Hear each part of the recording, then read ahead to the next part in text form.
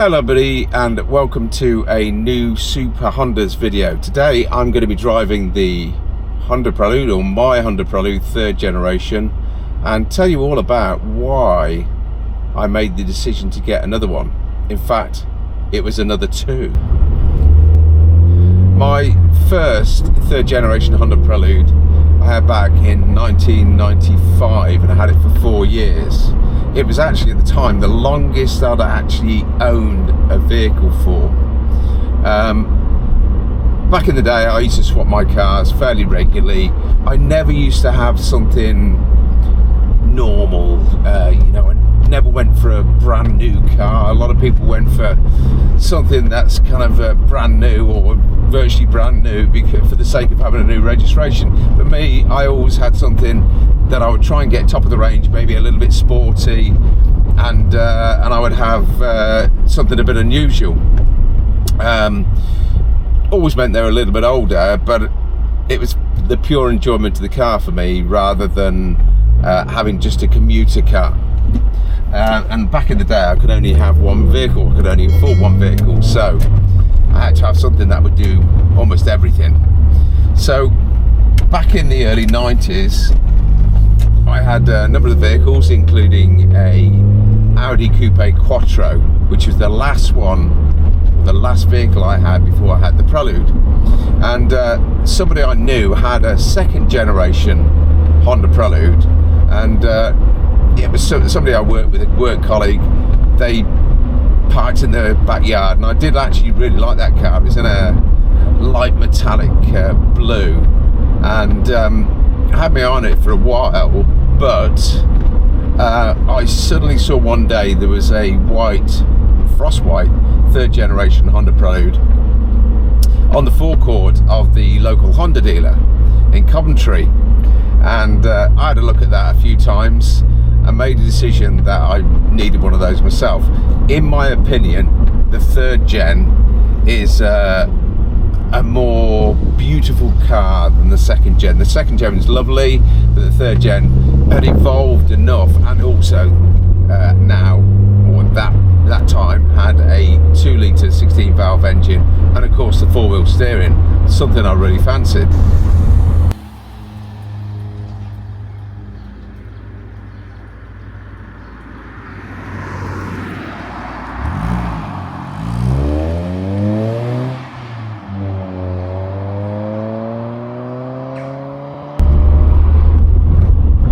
So the car is 150 brake horsepower and 4-wheel steering.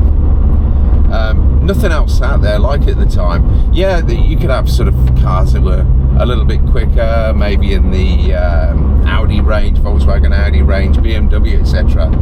But the Prelude, because of the 4-wheel steering, and it was, the power to weight ratio, bearing in mind it was 1150 kilograms, even the latest ND2 MX-5 is only 1050 kilograms, and so it was a light vehicle for a 2+2, very maneuverable, and if you knew how to drive it, you could get the most out of it.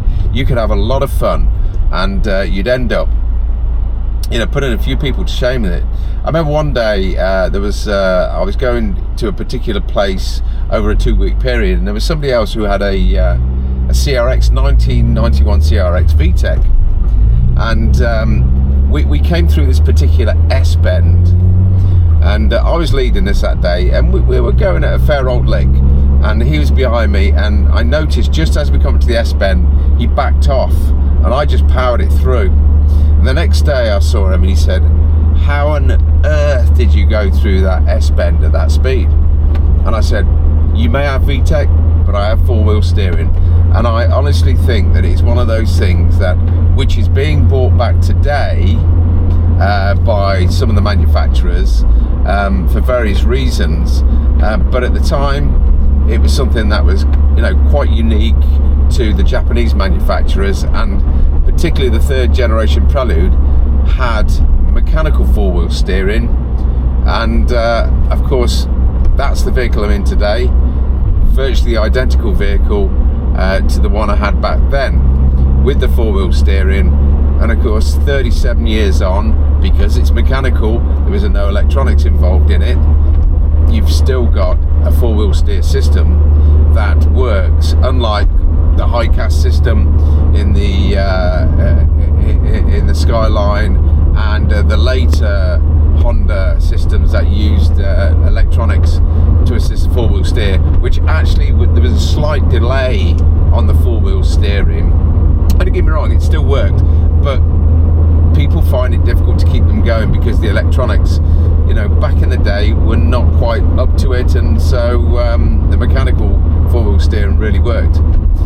So that was one reason. Two, I remember having that car for 3 months and suddenly realising, we just pulled over at a roadside cafe chain diner called Little Chef. They're not in existence anymore, but we pulled over there, and I said, oh crikey, I spoke to my partner at the time, and I said, I just realised I haven't checked the oil and water. All previous vehicles I'd had to regularly check it, and I just completely forgot to do it. Well, should be no surprise to the Honda fans out there and owners out there that when I checked it, it hadn't burnt a drop of oil, it hadn't used a drop of water. In fact, in all the time I had that vehicle, it never burnt a drop of oil between oil changes. I never had to top up the water on it. The only water I had to top up was obviously at the washer, and I did have it serviced regularly and change the fluids, etc. But it just didn't let me down. The only thing that things I had to change over those 4 years, bought it with 27,000 miles on it, sold it with 80,000 miles in. The only things I had to change were the perishable things, the things that you would normally change, brakes and exhaust and things like that. I think there was just one thing, the reversing sensor switch had gone. That was the only out of the ordinary thing that went in that 4-year period, and that was something that was quite outstanding to me. And so stuck in my mind. I'd had a Honda before. I'd had a Mark 1 Honda Accord in my early days, and that again was another good car. I'd sort of developed a love for Hondas. Having said that, over the years I've had so many different makes of cars. I've had Audis, I've had Toyotas, I've had, in fact, back in the late 90s I was importing cars from Japan. It was very popular at the time. Had a contact in Japan, and so I was lucky enough to be able to bring over various different cars, Celica GT4s, even bought over a Honda Prelude Type S, which was only kind of a year after they were produced in in Japan, and nobody had really seen one over here. That's a different story. But I at that time had my 3rd generation Honda Prelude, and in the early days of importing the vehicles, we used to have to travel to the Netherlands because they were imported through the Netherlands. We'd have to travel to the Netherlands and be in the Netherlands at the same time that the car was actually there at the handling company, and so we could actually produce some receipts, etc., to show that we'd driven the car in the country of origin, which at this time was the Netherlands. So I was over there, and I took a road trip over in the Prelude, and I remember, because of an accident on the Saturday morning, we were nearly late for the ferry. In fact, we would have been, but the Prelude was just superb, and it just faultless all the way, comfortable, had a great trip over, and it was a memorable journey for me for various reasons. Many of the journeys as well, a lot of fun. So that's the sort of, back in the day, the reasons why I like the car. I remember pulling to the gym car park, and funny enough, I was following an NSX, and we pulled over, parked next to each other, and I offered to swap the keys for the day, which of course he laughed at me. One day I'll have one day I'll have an NSX. And on that subject, the same designer, not a lot of people realise, the same designer that designed the NSX was the same designer that designed the 3rd generation Honda Prelude. And that should come as no surprise to those people who had one or own one now, you sit in an NSX and you sit in this car, and I'm not saying, you know, people are saying, well, they're different cars, you know, one's a supercar and one's just a 2+2 coupe. Well, just the glass, the vision you've got, you can see all four corners of the car, the seating position, and the way the instruments just swept around you. Yeah, it's next level on the NSX, but still, you get that feeling when you're sat in a Prelude. Everything's just to hand where you want it, and you've got great vision. So, coming back to why did I buy another? Yes, there's your reasons there, and there'll be a bunch of other reasons as well that I could give you. But I'd left it a long time, and I remember during COVID, during lockdown, etc. And we had a lot of time to think, didn't we? Couldn't go out too much, wasn't much doing. And I remember just scrolling through, looking to see whether I could find old vehicles that I'd owned, and including the Honda Prelude. And it turned out that Honda Prelude, which was a frost white 1989 car, had since deceased. It had ceased to be registered on the road since 2010. So I thought, well, that's a bit of a shame, but then it's not surprising really. When I sold it on in 99, it already had 80,000 miles on it, so it had lasted another 11 years on top of that. So then I started the search, just at the time thinking, well, you know, just have a look around. I realised there wasn't that many about, and the more I thought about it, the more I wanted one, and I did have an opportunity then to have a second vehicle. So I thought, well, why not?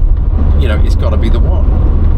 And so I started looking, and in the end I got frustrated, and I ended up buying an automatic one, but it was a limited edition, and it was a rust-free one. I say rust-free, I mean structurally rust-free, and anybody who's owned a third generation Prelude has got one recently in this country, in the UK, Canada, wherever, you know, it isn't sunny all the time, where there's rain, salt on the roads, etc., will know that these cars can suffer from structural rust. And now this one didn't seem to have any history of structural rust. We got 69,000 miles on it, everything was with it. But I didn't really want an auto, but you know what, I wanted one, so I didn't really have a choice. So I ended up, you know, buying it, and then I spent the next few months putting some money into it, doing it up. And so you know, I was just finding my way with this car renovation thing. So I'm not saying I did the best job on it, but you know, I was going for it, and I kept looking. I just kept looking because it wasn't. That was something called Marshall Silver, a car. It was a colour called Marshall Silver, and that wasn't the colour I particularly wanted. I did want a white one. I wanted that car that I had back in the 1990s, or as close to it. And so I kept looking, and a few cars kept coming up. Structural rust. You know, so much work to do on them. Far too expensive for what they were, or they were just literally, some were completely beyond it. You know, I wouldn't even want to start with them at all. And I hadn't got the skill to be able to weld these things up myself, so I was relying on other people to do it. So in the end, in May of 2021, I spotted this one in Northern Ireland, which is Northern Ireland, for people who outside the UK, it's part of the UK, but just on a separate part. It's the north part of our island, but still part of the UK. So I saw this car, and it was, you know, it wasn't cheap, but by all accounts it didn't have structural rust. It was the right colour. It was a 1988 manual, exactly what I was looking for. And there was a few things that needed doing on it, but I thought I'd have already had experience on working on these cars, and getting things done on these cars. So I thought, why not? And my wife said, just go for it. So I ended up for a short while with 2 cars. I had the Auto and I had this. And in all honesty, I took some of the less weathered bits off the Auto car and put them on this car. I made the best out of both, and then I kept this white manual, the one I'd always wanted anyway. And so I've ended up with a car that's as close to the one I had in the 1990s as possible. I've got a car that is not quite the same year, it's a year before, exactly the same model. The colour is right, everything else is right about it. I've actually enhanced it a little bit in comparison to that car, because, for example, I've got a spoiler on the back of this. Always wanted one on my car in the 1990s. Yeah, I saw the Preludes back in the 1990s that had alloys on them, so I've got a set of alloys in this. I've got the originals as well with the trims, they're still in the garage, but I've got some alloys on it that I really like, and I think that set off the car. And so now I've reached the point that I've gone past bettering what I had in the 1990s, and I'm happy. So I hope that gives you an idea of why I've gone about getting one of these cars again, and how I've ended up going through that process, and what my thought process behind it. For me, if you love the shape of these cars and you love Hondas in general, forget the fact he hasn't got VTEC. You know, the 4-wheel steering is unique. It always causes or attracts attention. It's noticeable when driving briskly round the lanes, particularly, but also you get to mini islands and where the tiny little island, for those who are watching the States, tiny little islands that are just a little white blob in the middle of the road, and you can whip round those because you turn the wheel past a certain point and suddenly the rear wheels just flip round, and you can get through the island so quick and get the power on again. You know, most cars struggle to get the power down again because they haven't got the rotation, and so that's something that never gets boring. It really never gets boring. Pop-up lights, you know, most people will say that there's hardly a car with pop-up lights that doesn't look good, and of course, because they've been so long, it's been so long since they were allowing cars to be built with pop-up lights, they are, you know, unusual these days, and it's great to see them. And people love the Prelude, the original 3rd generation Prelude, the 2nd generation Prelude with the pop-up lights, and I think, you know, they really make the car look special, just like the early NSX with the pop-up lights. For me, that would be the one to go for on the NSX as well, with the pop-up lights. There's just something about it. Okay, that's the end of the video. Hope you enjoyed it. Please remember to like the video and subscribe if you haven't already done so, and I'll see you in the next one.